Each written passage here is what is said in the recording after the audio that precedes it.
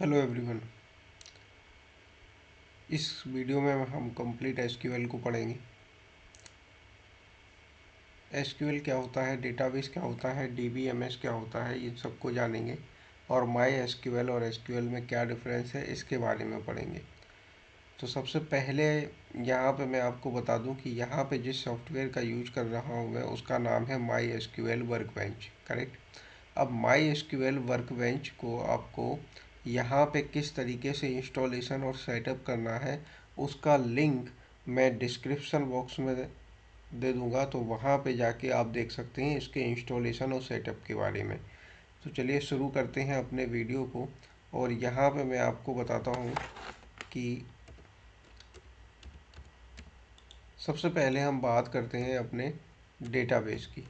Right. सो यहाँ पे मैं जाता हूँ और यहाँ पे हम बात करेंगे अपने डेटाबेस की। सो डेटाबेस क्या है। राइट। डेटाबेस क्या है। Database is an organized collection of data.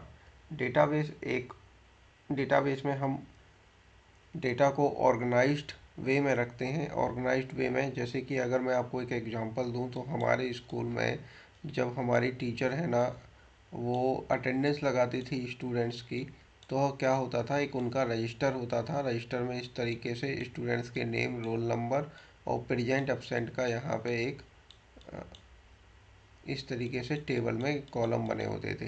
Right. सो एक ऑर्गेनाइज्ड वे में वो डेटा को रखते थे स्टूडेंट्स की डिटेल के बारे में। इसी तरह हम डेटाबेस में एक ऑर्गेनाइज्ड वे में डेटा को रखते हैं। राइट। इस जहाँ पे हम डेटा को रखते हैं उसको हम डेटाबेस बोलते हैं।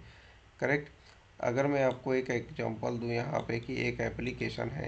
राइट। एक एप्लीकेशन है और इस एप्लीकेशन की रिगार्डिंग जो डेटा है, ठीक है, वो इस डेटाबेस में रखा हुआ है। ठीक है। और अभी जैसे मान ली ये फ्लिपकार्ट है, अमेजन, आप शॉपिंग करते हो, यहाँ पे फ़िल्टर करके आप कोई अपना प्रोडक्ट यहाँ पे सर्च करते हो, तो वो क्या करता है, उसकी इंफॉर्मेशन डेटाबेस में जाती है और आपके फ़िल्टर, आपके सर्च के अकॉर्डिंग वो आपके सिस्टम पे दिखाई देती है। सो डेटाबेस से और एप्लीकेशन के बीच में इंटरेक्ट करने के लिए आपको एक सॉफ्टवेयर की ज़रूरत होती है जिसको आप कहते हैं डीबीएमएस। इसका फुल फॉर्म होता है डेटाबेस मैनेजमेंट सिस्टम। ठीक है। डीबीएमएस। और माई एसक्यूएल क्या होता है, डीबीएमएस और एसक्यूएल का कॉम्बिनेशन होता है जिसको आप कहते हैं यहाँ पे my SQL. Right.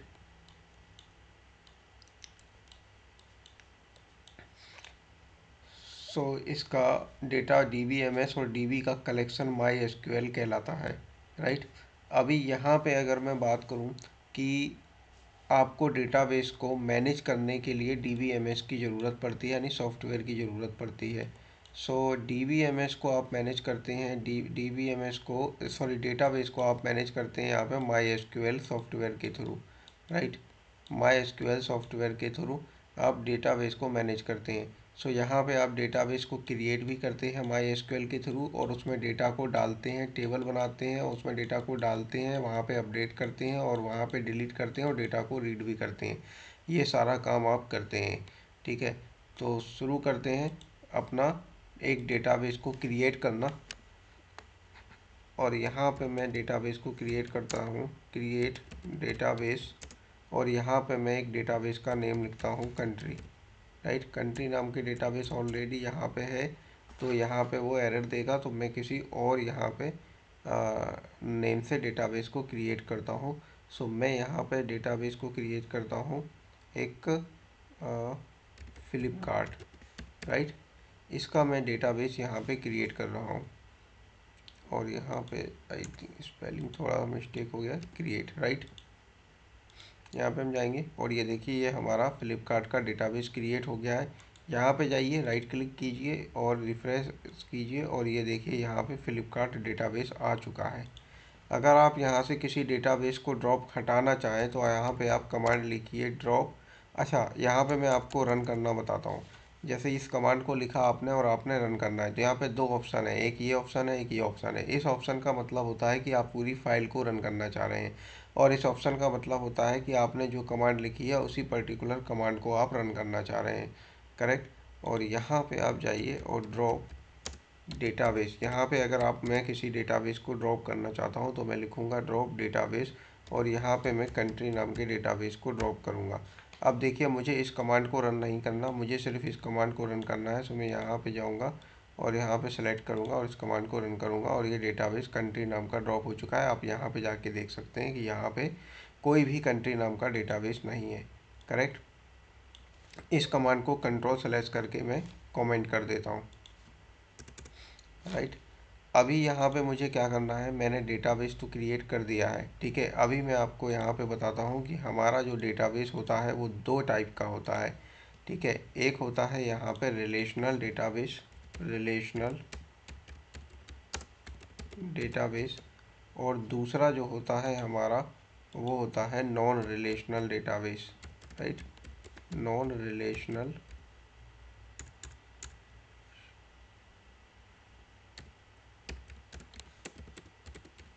Non relational database. I think यहाँ पे हमारा रिलेशनल डेटाबेस, राइट, ये non relational database. So non relational और रिलेशनल डेटाबेस क्या होता है? रिलेशनल डेटाबेस वो डेटाबेस होता है जहाँ पर आप डेटा को एक ऑर्गेनाइज्ड वे में, यानी टेबल की फॉर्म में आप स्टोर करते हैं, राइट।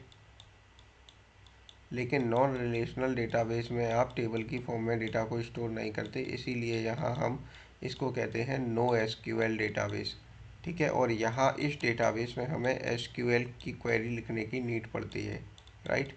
सो चलिए हम रिलेशनल डेटाबेस पर ही काम करते हैं। सो यहाँ पे हम क्रिएट डेटाबेस हमने बना लिया, और यहाँ पे फ्लिपकार्ट नाम का डेटाबेस है। अब मुझे इस डेटाबेस में एक टेबल को क्रिएट करना है, और उस टेबल के अंदर मुझे अपनी डेटा को इंसर्ट करना है। तो सबसे पहले मैं टेबल को क्रिएट करता हूँ, क्रिएट टेबल, और टेबल का मैं नेम देता हूँ यहाँ पे कार्ट, राइट। कार्ट नाम का मैंने यहाँ पे एक टेबल यहाँ पे दिया हुआ है और टेबल बनाया है। सो टेबल मैंने बना लिया है। अभी अभी देखिए इस तरीके से आप करेंगे, और आपको अभी कार्ड नाम का जो टेबल बनाया है इसमें आप बताएंगे कि इसमें आप कौन कौन से कॉलम देना चाहते हैं। तो यहाँ पे बनाता हूँ मैं एक आईडी नाम का कॉलम, और इस आईडी नाम के कॉलम में मैं डेटा को स्टोर करूँगा, तो उस डेटा का क्या डेटा टाइप होगा, तो मैं यहाँ पे करूँगा इंटीजर, ठीक है, इंटीजर यानी नंबर, ठीक है। और मैं ये चाहता हूँ कि हाँ ठीक है, अभी यहाँ पे राइट मैं एक चाहता हूँ कि यहाँ पे नेम नाम का कॉलम भी हो, या यहाँ पे मैं इस तरीके से कर देता हूँ प्रोडक्ट नाम का यहाँ पे एक कॉलम हो। और अब इस डेटा का डेटा टाइप क्या है, वेरकेर, राइट। सो वेरकेर की अगर मैं बात करूँ इधर पे, तो यहाँ पे वेरकेर एक डेटा टाइप है, ठीक है, जो कि स्ट्रिंग वैल्यू को लेता है। और यहाँ पे मैं इसका साइज सेट कर सकता हूँ कि कोई प्रोडक्ट डाले तो वो कितने कैरेक्टर तक अपने प्रोडक्ट का नाम लिख सकता है। तो यहाँ पे मैं कर देता हूँ 20। और यहाँ पे भी आप डाल सकते हैं कि कोई आईडी डाले तो वो कितने साइज तक हो, तो यहाँ पे जैसे 8 कर देता हूँ मैं, ठीक है। तीसरा मैं यहाँ पे डालता हूँ प्रोडक्ट, और तीसरा मैं डालता हूँ यहाँ पे प्राइस, ठीक है। सो प्राइस का मैं लिख देता हूँ इंटीजर, ये मैंने यहाँ पे लिख दिया है, राइट। सॉरी सेमी, अभी यहाँ पे सेमी कॉलन लगाते हैं और इस टेबल को रन करते हैं, और ये टेबल यहाँ पे रन हो चुकी है, ठीक है। अगर आप इस टेबल को देखना चाहते हैं तो आपको कमांड डालनी होगी सिलेक्ट, और स्टार का मतलब है कि आप इस टेबल के सारे कॉलम को देखना चाहते हैं फ्रॉम, और यहाँ पे आप डालेंगे कार्ट, राइट। और इस यहाँ पे आप इसको रन कर देंगे, ठीक है। और ये देखिए आपके यहाँ पे टेबल दिखने लगी, आईडी प्रोडक्ट प्राइस।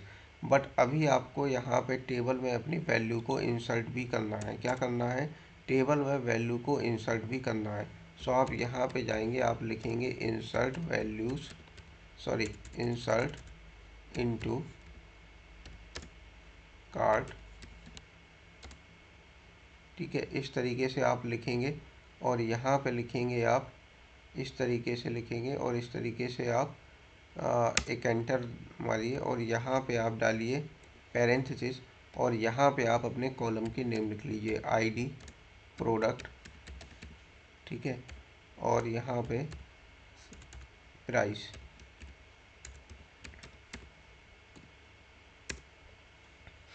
यहाँ पे डालिए वैल्यूज़, और वैल्यू में आप आपका जो कॉलम है आईडी, वहाँ पे आपने जो डेटा टाइप दिया है वो दिया है इंटीजर। सो यहाँ पे आप कोई इंटीजर वैल्यू डालेंगे और इस कॉलम में प्रोडक्ट में आपने दिया है वेर, यानी आप कोई स्ट्रिंग या कैरेक्टर या लेटर नाम, मतलब लेटर आप यहाँ पे डाल सकते हैं। सो प्रोडक्ट पे लिखता हूँ यहाँ पे टी शर्ट, राइट। और यहाँ पे मैं जाता हूँ, यहाँ पे मैं प्राइस में हमें इंटीजर वैल्यू लिखनी है। सो यहाँ पे मैं लिखता हूँ 200।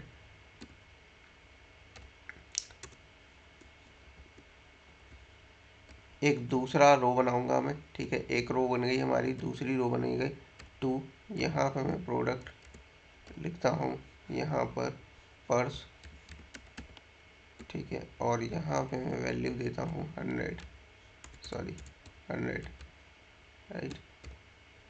अभी वापस से हम इस मैं क्या करूँगा, इस टेबल को मैं वापस से यहाँ पे इसको रन करूँगा वैल्यू को, और ये सारी वैल्यू यहाँ पे इंसर्ट हो चुकी है। आप देख रहे हैं यहाँ पे जब भी कोई कमांड सक्सेसफुली रन हो जाती है तो यहाँ पे ग्रीन टिक करके आ जाता है, ठीक है। अभी यहाँ पे आप जाइए और यहाँ पे इस कमांड को आप रन कीजिए, ठीक है।